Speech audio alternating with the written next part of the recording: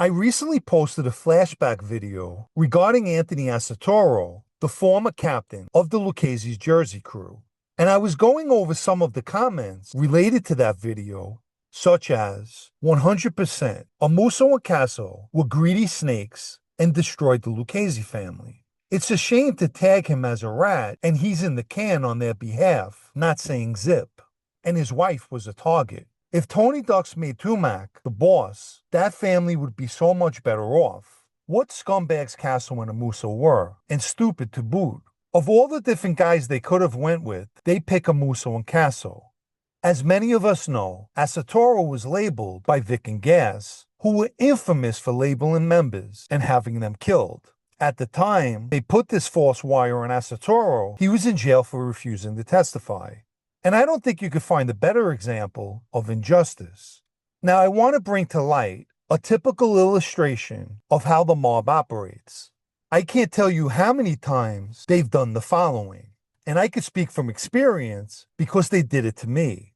They'll label a guy no good, which in the street means he's a rat. Now, let me just add, if they possess some kind of proof, like paperwork, then they're justified.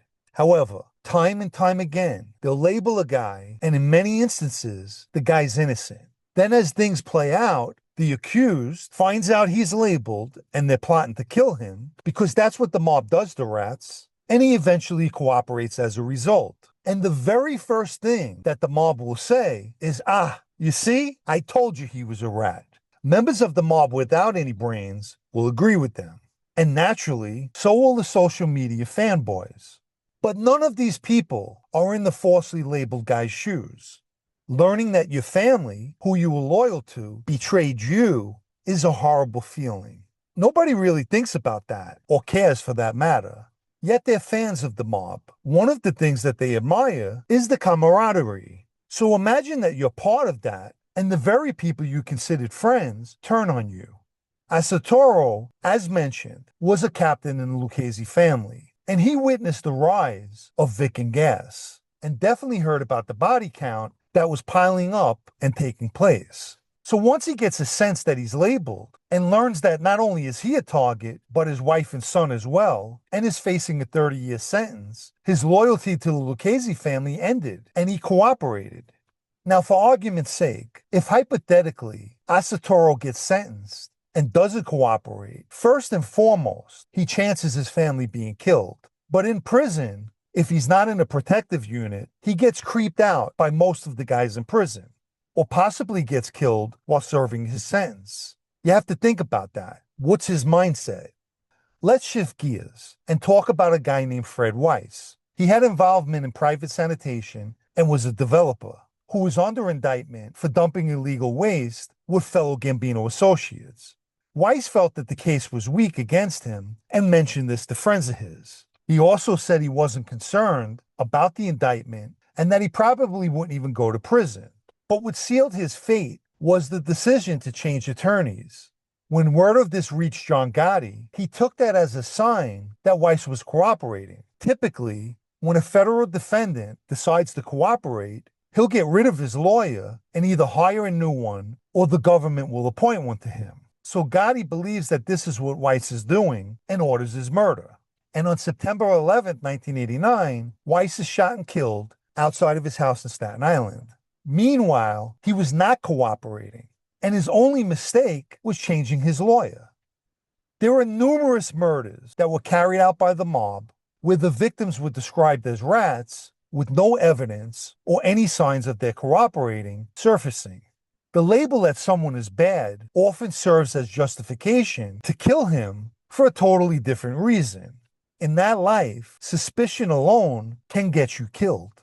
The mob is known to look for reasons to label a guy. For example, if arrests do take place, someone could become suspect if he happened not to be indicted, while all the guys did get indicted. And forget about if he is indicted and gets a better deal and less time than his co-defendants. Granted, there were a lot of mob hits based on true cooperation being exposed, but the majority are driven by rumor, personal vendettas, or some other reason.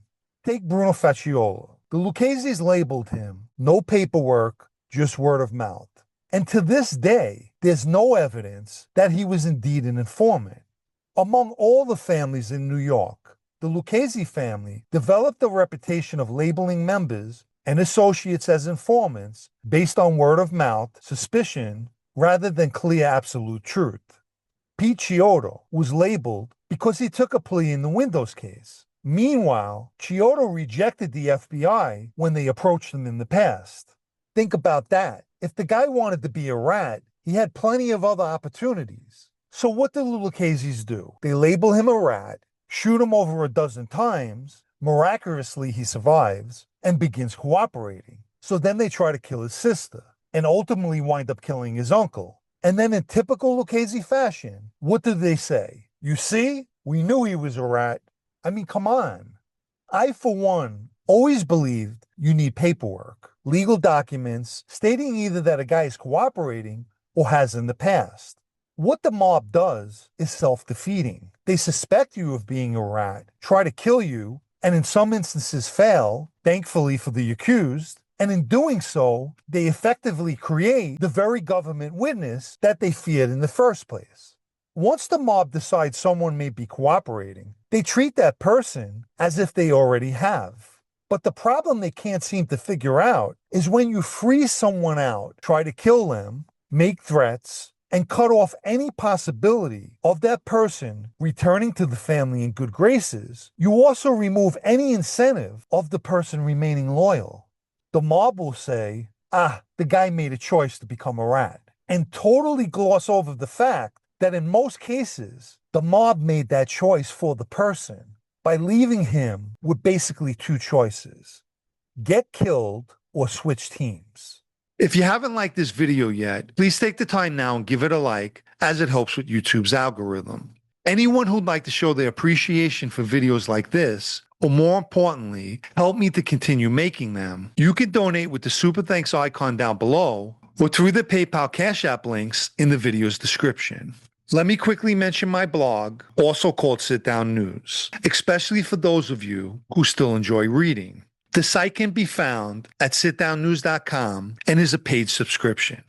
When you have people hunting you, you're just one person, and cooperation becomes the rational option, as opposed to a continued loyalty to the very people who are trying to kill you for no reason.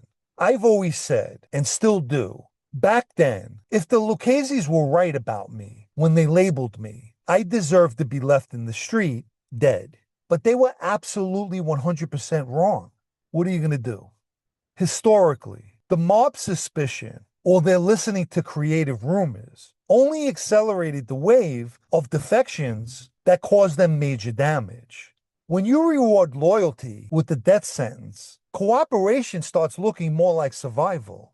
I'll end with this. The irony is, by the mob trying to prevent betrayal, in essence, they help cause it.